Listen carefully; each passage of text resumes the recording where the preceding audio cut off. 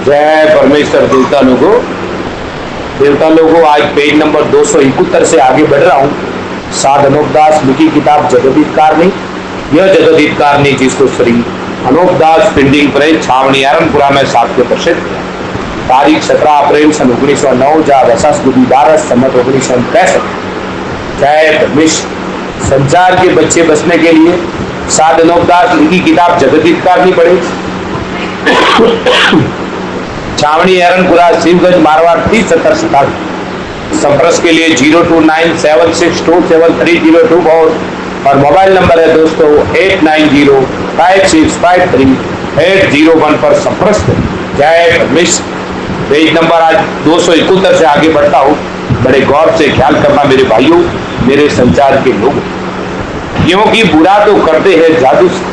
इसी तरह से किसी को यह बात लगा दी कि आज सुबह फलाने आदमी का मुंह देखा, हाँ तो सारा दिन दुख पाया, और उस दिन से उस शख्स के नाम के जरा जादू से करड़े कर देते।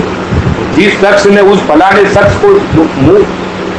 शख्स का मुंह देखा था, जिससे वो देखने वाला आदमी सारे दिन जादू के घर से दुख पाता रहा, सो तो उसको मालूम नहीं कि मुझको जादू का घर जिससे दुख पाया है, क्योंकि मुंह के देखने से कुछ भी नहीं होता है, क्योंकि आत्मा से परमात्मा और सब में परमेश्वर का रूप, और संसार में सब में परमेश्वर का रूप है। तो संसार में भी कहते हैं कि सब में पूर्ण धर्म और सबके अंदर मालिक की रोशनी है और कुदरत है। तो सत्संग में क्या मालिक दूसरा था और अब क्या दूसरा हो गया? मालिक तो वो का वही है। तो सत्संग में तो एक एक को देख के जीते और एक एक पर बहुत हेत रखते थे। तो लगाए झाड़ वनस्पति से और अनबोलों से लगाए आदमियों से ऐसा संप और हेत था कि सब में परमेश्वर ही था। परंतु जब से इन बनिए बेईमानों ने ऐसा राक्षसी पाप चलाया है कि जो सबकी बुद्धि भ्रष्ट करके कुछ का कुछ संसार में वहम चला दिया, जिसकी कुछ गिनती भी नहीं है। अगर कुछ गिनती में आवे तो लिखूं तो वहमों का तो संसार में पाप नहीं है, और संसार के नाम का पाप करा के कुछ का कुछ बुरा कर देते, और संसार में नुकसान पाप से करा देते, जिससे वहमों को सच्चा जानने लगते हैं। तो जिस दिन से राक्षसी पाप चलाया है, उस दिन से वहम करके और कुछ का कुछ सुझा के और संसार के नाम का पाप करा के बुरा करा कर देते, और संसार में वहम चला तो सब संसार गुप्ती पाप को छुड़ाओगे, जब सबको आराम मिलेगा। जैसा सत्संग में था वैसा ही हो जाए। जब की पाप को छुड़ा दोगे, जब पीछे सत्संग हो जाए और सजा सत्संग ही रहेगा। और तुम जो कंजे कहते हो तो कलुकाल कोई सीख नहीं। ये तो बनियों ने राक्षसी पाप चलाया है, सो रावण अन्ना कुछ के मुआफिक चलाया। रावण अन्ना कुछ के मुआफिक पाप चलाया, तो उसका नाम बनियों ने कलुकाल रख दिया। तो जिस तरह से कि रावण ने संसार के नाम का पाप करा के सबकी बुद्धि भ्रष्ट कर दी, उसी तरह से इन बनियों ने भी सगले राज करने की वजह से सबकी बुद्धि भ्रष्ट कर दी। तो इस कलुकाल के पाप को सब मिल के छुड़ाओ तो सदा सद्बुद्धि। अगर पाप को फिर कभी नहीं चलने देंगे और पूरा बंदोबस्त सब विलायत में रखोगे, सो सब संसार में सुख रहेगा। तो सब संसार में सुख रहेगा। तो ये जाल कदीम से बनियों का ही है और हिंदुस्तान में से ही चला है। तो हिंदू मुसलमानों ने इन पेज नंबर 272 बनियों के शामिल जन्म पाया है और एक ही टापू पर रहने वाले। तो सब संसार के लोग भी कहते हैं कि एक मुल्क वाले शख्सों के हित इरादा बहुत होता है कि जो आपस में लाज शर्म रखते और गैर के पास अपनी लाज शर्म को नहीं जाने देते हैं। तो ऐसे मुल्क के रहने वाले एक की शर्म संसार में सदा रखते हैं। परंतु इन बनिए बेईमानों ने अपने मतलब के वास्ते क्या जान दिया कि जो कदूमी पाप है उसको अपने पास रखते, और उस कदूमी पाप में से थोड़ा सा हिंदू मुसलमान को सर करके और सिखा के रावण अन्ना को तख्त कानून वगैरह को छल के अंदर डाल के गारत कराए और बुलाया कि जो तुम 4 फुट में राज करना, सो राज का करना तो किधर को गया, बल्कि अपनी औलाद को जानी जान में मरवा दी। परंतु ये बनिए शामिल के शामिल रहे और उनको अपने जाल की इन बनियों ने जरा भी खबर नहीं करने। हालांकि इन्होंने इन बनियों के शामिल ही जन्म पाया, परंतु जाल ही जाल में हिंदुस्तान के लोगों को गारत कर दिया। उसी तरह से ये बनिए दूसरी विलायत से मिलने लगे, तो आप लोगों को और अंग्रेजों को और रूम चुन को और दूसरी विलायत को रावण अन्ना कुछ वगैरह की तरह से छल करके सफेद राज करने के लिए ये बनिए आप लोगों को सल के अंदर डालेंगे कि जिस तरह से हिंदुस्तान के लोगों को जाल में डाल के गारत कर दिया, उसी तरह से आप लोगों को बहका बहका करके और कदमी पाप में से थोड़ा थोड़ा सीखा के और कुल विलायत में राज करने के वास्ते तुमको भी बहका के थोड़ा बहुत पाप सिखा दी। तो 4 फुट में राज करने के वास्ते तुमको भी बहका देंगे, तो आप लोग भी भूल जाओगे, क्योंकि रावण अन्ना कुछ ने शामिल ही जन्म पाया था। तो उनको भी बनियों ने जाली जाल में मरा दी, परंतु हिंदुस्तान के लोगों को अब तक इन्हों के जाल की खबर नहीं कि बनियों का जाल है, और हिंदुस्तान को तो परसों के भरोसे बुलाई, तो जाल को ही पर्चा जानते और कहते हैं कि मालिक की घर की कुदरत, और देवताओं को पर्चा वगैरह है। इस तरह के जाल इन बनियों ने सलाह रखे हैं जिसका कुछ अंदाज नहीं। तो आप लोगों को ख्याल करना चाहिए कि जिस तरह से हिंदुस्तान को तबाह हो रही है, कि जो जिस कदर तबाह हो रही है उसको आप लोगों को लालच देके तबाह करा देंगे, इसी तरह से कोई विलायत में तबाह हो जाएगी। जब तक विलायत में थोड़े आदमी रह जाएंगे तो ये बनिए सब विलायत में राज करेंगे। इस वास्ते ये जादू का पाप चलाया है, तो ये बनिए राज करेंगे। पेज नंबर 273 कि जब एक जात विलायत बाकी रह जाएगी, जब ये बनिए राक्षसी पाप से उनकी भी बुद्धि भ्रष्ट कर देंगे, जब आपस में लड़कर भाई भाई मर जाएगी, सो इनमें झूठ होवे तो हिंदुस्तान में देख लो कि जो हिंदू मुसलमान के प्यार बनाया ताजी और रेवाड़ी कृष्ण महाराज की निकला करती, सो प्यार तो अगले लोगों ने धर्म के वास्ते बनाए।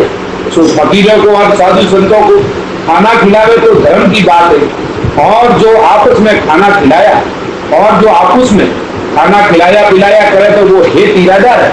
सो प्यार तो हेत इरादे की वास्ते अपने अपनी जात में न्यारे न्यारे बनाए। तो हिंदू मुसलमान की बुद्धि राक्षसी जाल से ऐसी भ्रष्ट कर दी कि जो प्यार में ही आपस में ही लड़कर मरते। तो ये सब विलायत के राजा बादशाह इस बात को गौर करके देखो और ख्याल करो कि हिंदुस्तान के लोगों की बुद्धि कैद करती कि जो भाई भाई की बुराई करते और आपस में कट कट के मरते जाते। इसी तरह से रावण वगैरह को बुद्धि खराब कर दी। जब भी संसार के लोग आपस में कट करके मर जाते थे और रावण ने सल करके शिव जी और रामचंद्र जी और ऋषिवर वगैरह को भुला दिया था, और जब शनिश्चर ने रावण का दाल शिव जी रामचंद्र जी और ऋषिवर वगैरह ने वाकिफ किया, फिर वो सल में नहीं पड़े। जब भी हम तुम आप ये बुजुर्गों की औलाद और राजा बादशाह की औलाद और ऋषिवीरों की औलाद और सब संसार की औलाद जीती, जब अब ये बदियों का जाल प्रकट हुआ तो ये सल बहुत करेंगे। पहले तो बादशाहों को सल करके भुला दिया था, क्या जाने क्या सल किया था। सो तो इनकी यही जाने जिसका सबूत यह है कि अगले बादशाह ने इनके मंदिरों की पुतलियों वगैरह को नाक और कान कटवा कर मंदिरों को गिरवा दिए थे, और ये बनिए बेईमान गाय व सुअर की कसमें खाकर फंस गए थे।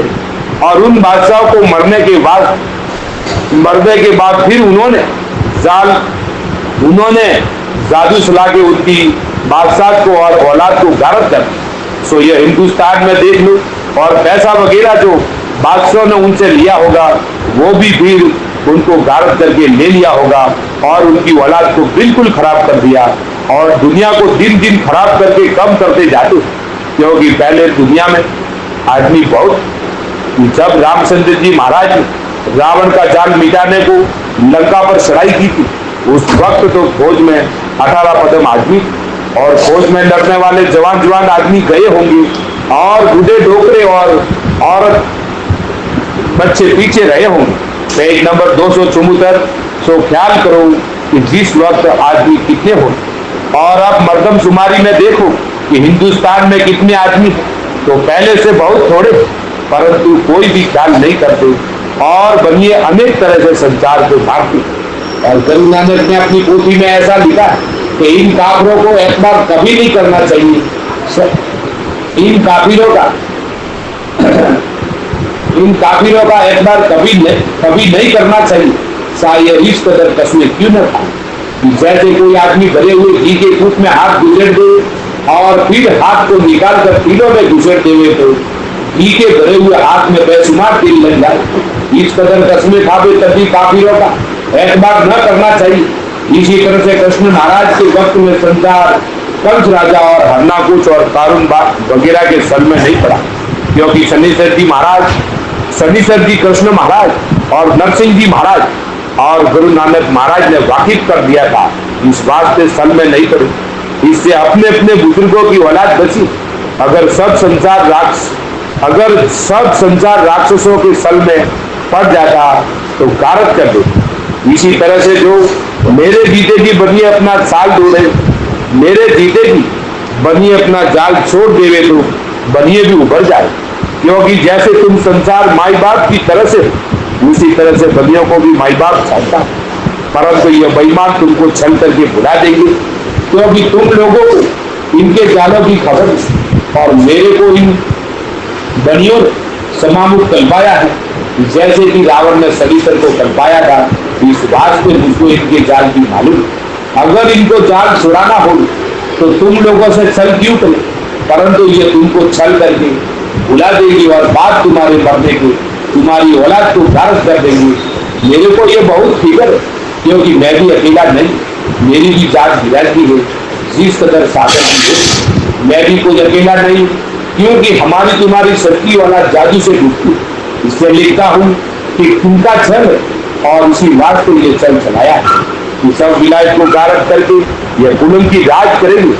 और जो तुमको अपनी अपनी औलाद प्यारी है तो तुम अंग्रेज और हिंदू मुसलमान इनके सल में मत पड़ना, नहीं तो मुल्कों में पैसा रहने देंगे और औलादों को दुखी करके गारज कर देंगे। और जो ये मेरे जीते की जाल छोड़ देंगे तो ये भी उभर जावे और जाल भी मिट जावे।